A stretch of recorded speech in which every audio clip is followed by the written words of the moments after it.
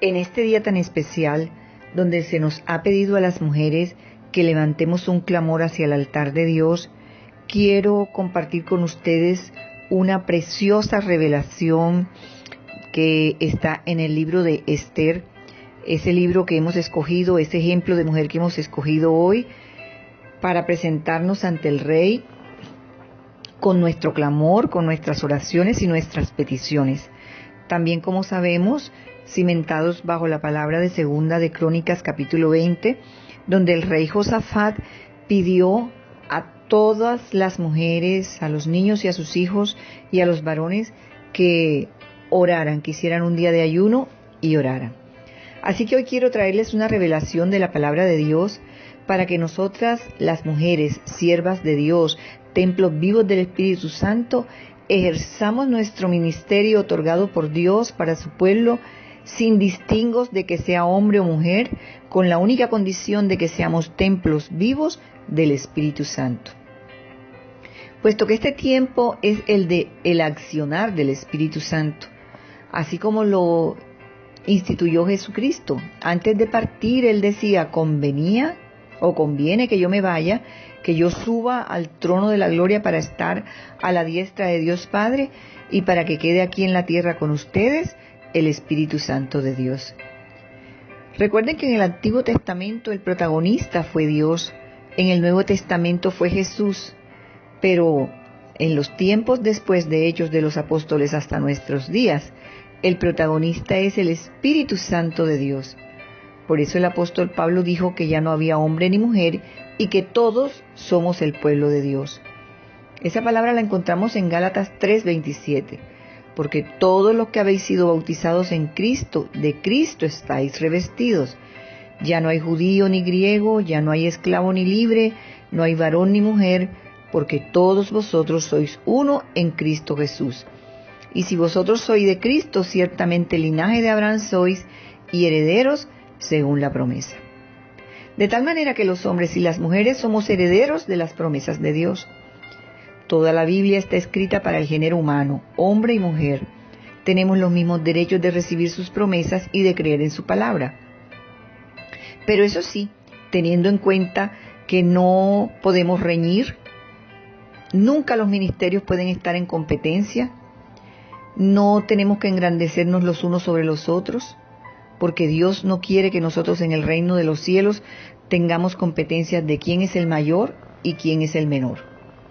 Hoy se necesitan sacerdotes que ministren entre Dios y los hombres con el legado del sumo sacerdote Jesucristo, que nos dio el título de un sacerdocio real como el que él recibió de Melquisedec, para que todos los que no pertenecemos a la tribu de Leví podamos ser nombrados sacerdotes del Dios Altísimo, como Jesucristo, quien perteneció a la tribu de Judá, de la estirpe del rey David, pero que por orden de Melquisedec recibió el sacerdocio eterno.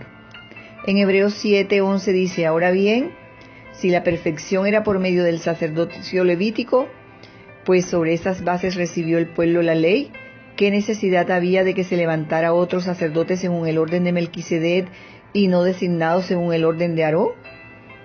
Era necesario que aquel sacerdocio que era figura de lo que había de venir, dejara de ser para que pudiera entonces ejercerse el nuevo sacerdocio, el real sacerdocio.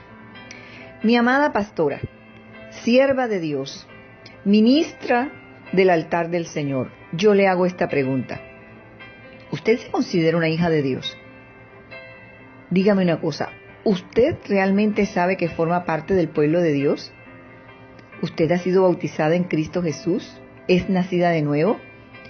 ¿Usted se considera y lo dice y lo vive ser templo vivo del Espíritu Santo? ¿Usted vive en santidad? Entonces usted puede ejercer el oficio sacerdotal que consiste en reconciliar a Dios con los hombres, con el ministerio de la reconciliación. Es interceder y orar, presentarse como sacrificio vivo agradable a Dios, es mantener la lámpara encendida, es cuidar el templo de Dios vivo, ese tabernáculo espiritual, es conocer el camino para llegar al lugar santísimo, es presentarse pura y sin mancha y adorar en espíritu y en verdad. Yo quiero que usted caiga en cuenta en esta verdad, porque de ello va a depender cómo usted va a manejar su ministerio, cómo usted le va a creer al Señor de que en usted está la autoridad para que ejerza ese sacerdocio, pero no de cualquier manera, sino un real sacerdocio. Quiero contarles la historia de una mujer que se preparó como tenía que hacer los sacerdotes para entrar al lugar santísimo y encontrarse con el rey y allí hacerle una petición para salvar a su pueblo. Les voy a mencionar todo lo que hizo Hadasa para poder entrar a los aposentos íntimos del rey revestida como sacerdote. Quiero recordarles que Hadasa significa mirto, un árbol frondoso que da su fruto a tiempo y fuera de tiempo, que su hoja no cae, que su hoja reverdece siempre.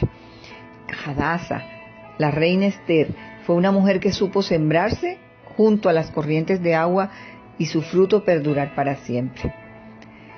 Realmente tengo que hacer un ejemplo imperfecto del tipo de Jesús, Rey de Reyes, con el real sacerdocio y con el rey Asuero. Imposible encontrar un ejemplo de un ser humano y hacerlo a la perfección con Jesucristo, pero teniendo en cuenta eso, permítanme compartirle esta revelación. Por un momento hagamos tipo de Jesucristo al rey Asuero y a Esther tipo de la iglesia ejerciendo el sumo sacerdocio. Por un momento permítanme revestir a Esther como sacerdote y mostrarle en todas sus acciones cómo ella ejerció el ministerio sacerdotal.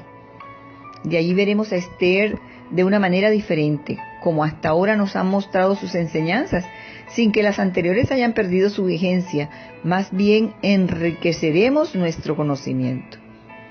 Esther ejerció el sumo sacerdocio como tipo del legado que Jesús nos otorga hoy a la iglesia en este tiempo.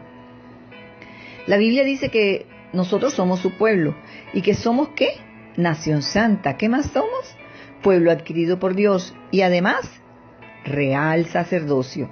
Primera de Pedro 2:9 nos dice: mas vosotros sois linaje escogido, real sacerdocio, nación santa, pueblo adquirido por Dios, para que anunciéis las virtudes de aquel que os llamó de las tinieblas a la luz admirable. Y en Isaías 61:6 dice: y vosotros seréis llamados sacerdotes del Señor, ministros de nuestro Dios se os llamará, comeréis las riquezas de las naciones y en su gloria se jactaréis. Y voy a mencionarles otros versos más donde se habla del sacerdocio como legado, como la promesa que Dios tenía para nosotros. En Isaías 66:21 dice: y también tomaré alguno de ellos para sacerdotes y para levitas, dice el Señor. En Apocalipsis 1:6 dice: e hizo de nosotros un reino y sacerdotes para su Dios y Padre, a Él sea la gloria, el dominio, por los siglos de los siglos. Amén. Y en Apocalipsis 5:10 dice: y los has hecho un reino y sacerdotes para nuestro Dios, y reinarán sobre la tierra.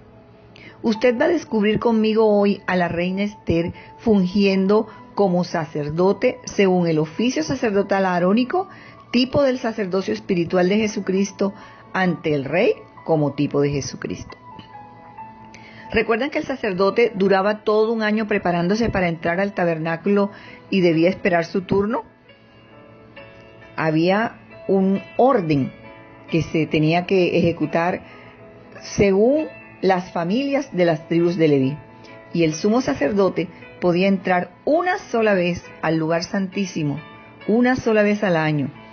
Esa era la preparación que tenía que tener para que fuera acepto ante Dios. Y entonces dice la palabra del Señor, creo que es en Números: pero solo el sumo sacerdote entraba en el lugar santísimo y lo hacía una sola vez al año, y siempre ofrecía sangre de sus propios pecados y por los pecados que el pueblo cometía por ignorancia. Mediante esas ordenanzas, el Espíritu Santo daba a entender que la entrada al lugar santísimo no estaba abierta a todos en tanto siguiera en pie el tabernáculo y el sistema que representaba. Esta es una ilustración que apunta al tiempo presente, pues las ofrendas y los sacrificios que ofrecen los sacerdotes no pueden limpiar la conciencia de las personas que lo traen, pues ese sistema antiguo solo consiste en alimentos, bebidas y diversas ceremonias de purificación es decir, en ordenanzas externas. Eso es en el libro de Hebreos. Esther, como ustedes saben, duró 12 meses preparándose, cambiando sus vestiduras, ungiéndose con aceite, lavándose, purificándose. ¿Y todo para qué? Para entrar una sola vez al lugar donde se encontraba el rey. Nadie puede entrar al lugar donde se encuentra el rey, el lugar santísimo, si antes no ha sido lavado, limpiado y purificado. Recuerden que la palabra dice que sin santidad nadie verá al Señor.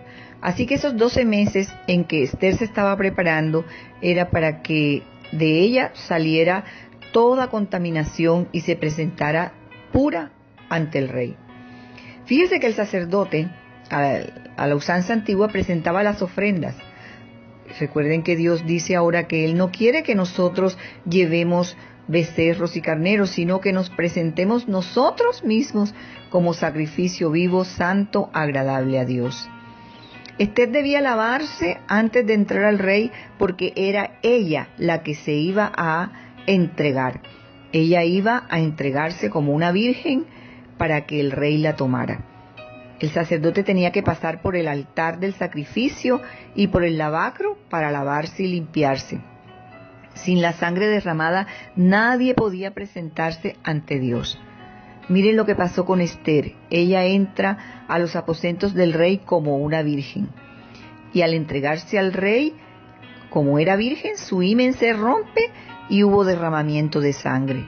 Lo cual significa también que el velo que separaba el lugar santo del lugar santísimo se rompió para que hubiese un acceso directo al lugar santísimo. Y lo mismo pasó con Esther. Como virgen se entregó y como virgen sucedió lo que le sucede a todas las mujeres que ya dejan de ser vírgenes. El sacerdote, cuando se presentaba ante el altar, debía hacer oraciones ante el altar del incienso para pedir perdón por su pueblo, también para pedir misericordia.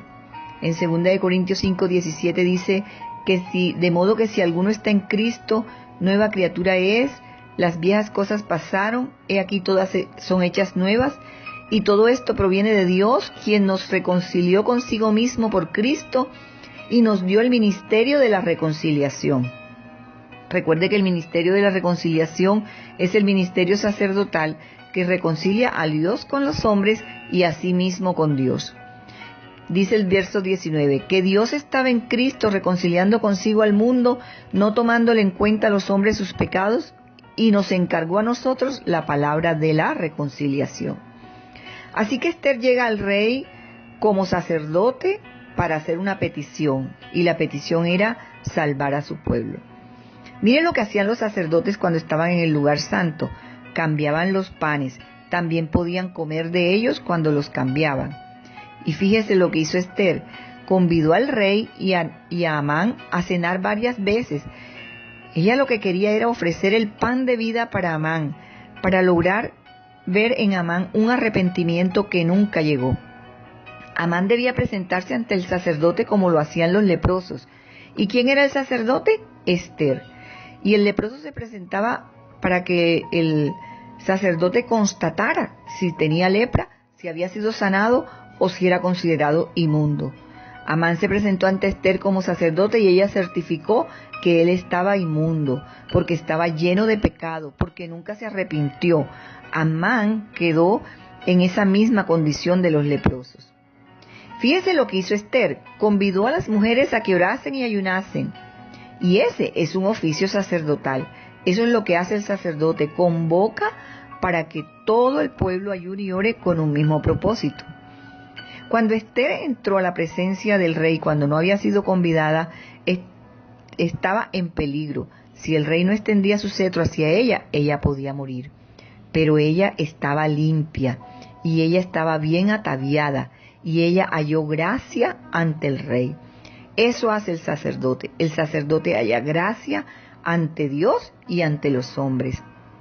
Recuerden que el sacerdote que entrara en pecado moriría dentro del tabernáculo. Lo mismo le hubiese podido haber pasado a Esther. Esther contó al pueblo lo que el rey le había dicho. Y el rey le dijo, sí te voy a permitir que se defienda tu pueblo para que no muera. Y esa era la misión sacerdotal, escuchar a Dios, lo que Dios decía, y él interceder y llevar al pueblo la voluntad de Dios. Esther logró que el rey se inclinara, escuchara su petición, prestara atención a sus ruegos y a sus súplicas. Y entonces, ¿sabe lo que hizo el rey? Le ofreció todas sus riquezas. Esther recibió de parte del rey su herencia. Ella, igual que los sacerdotes, que tenían que vivir de lo que le mantuviera el pueblo, a Esther le pasó igual. El rey Asuero le ofreció a la reina Esther el 50% de todas sus riquezas. Yo sé que todos ustedes conocen la historia del libro de Esther y todo lo que sucedió allí y cómo el pueblo de Dios fue salvo a causa de la oración, de la intercesión, de todo un pueblo comandado por una mujer que entendió que para ese tiempo había sido llamada para salvar a su pueblo. Pero miren lo que sucedió. Esther vio cómo el rey se ocupó de Amán. Ella no tuvo que matarlo, ella no tuvo que ordenar su muerte. Fue el rey el que ordenó que lo ahorcaran en la misma horca que él había preparado para Mardoqueo. Y ella no tuvo que hacerlo. Ella vio cómo su pueblo se defendía de los ataques del enemigo. Ella vio su recompensa. Ella recibió la mitad de las riquezas del rey. Ella era la preferida y predilecta del rey. Los sacerdotes no tenían que ocuparse de su manutención porque su herencia era Dios.